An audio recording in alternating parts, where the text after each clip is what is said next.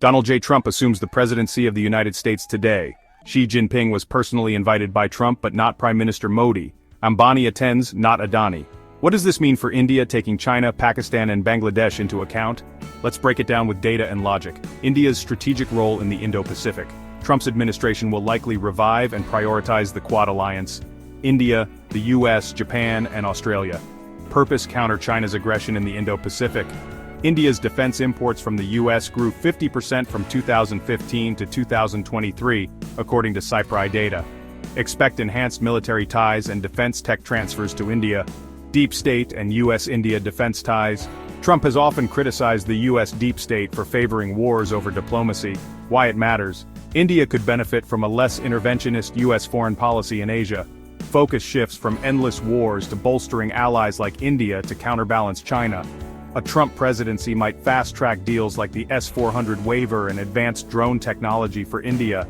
Russia-Ukraine war and its spillover. Trump has repeatedly signaled that he would broker a peace deal between Russia and Ukraine.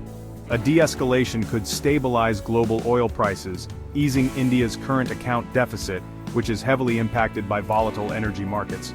For every $10 increase in crude oil prices, India's import bill rises by $15 billion per year. India relies on Russia for 45% of its military equipment. Prolonged war risks disrupting these supplies, delaying critical projects like the S-400 missile system. US-China Cold Trade War: India's big opportunity.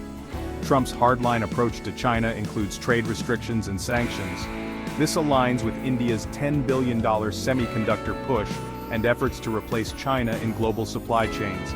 India's FDI inflows reached a record $83 billion in 2023, much of it redirected from China. India becomes the preferred partner in the US-China tech and trade war. Pakistan's waning influence under Trump. Trump's past policies heavily scrutinized Pakistan for its ties to terrorism.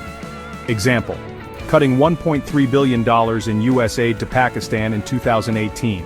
This opens doors for stronger US-India counter-terrorism partnerships and reduced global support for Pakistan. US-India trade tensions. Trump tariff war. India's trade surplus with the US, $43 billion in 2023. Trump's history of targeting trade imbalances could lead to tariffs on Indian goods. India must push for market access for its services sector to offset potential losses in goods trade.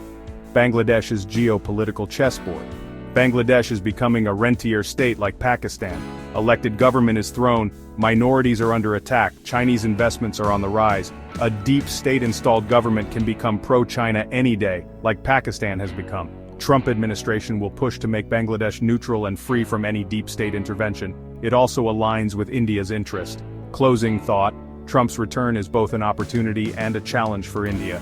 Benefits: strategic alliances, tech transfer, trade shifts, risks, trade tensions, balancing Russia-China-US dynamics. The key question: can India turn this into a decade of dominance on the global stage? Prime Minister Modi's role. Prime Minister Modi's personal connection with Trump is going to influence a lot of decision-making on both sides.